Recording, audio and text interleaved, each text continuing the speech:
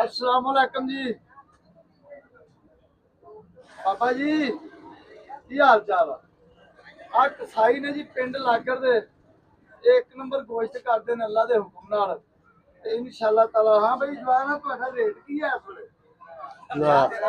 आला नवी मुसीबत गल पा ली है।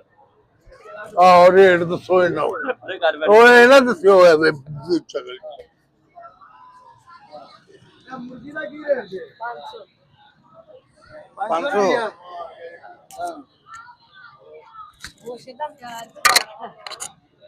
इमरान साहब की गल है बोलते नहीं तुम?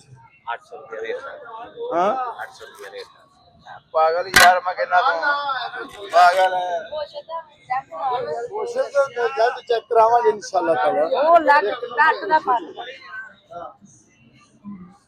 चेक करो इंशाल्लाह ताला।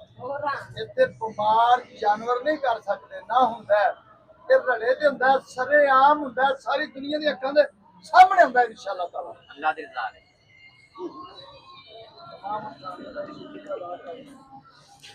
ओ चल तो भराइए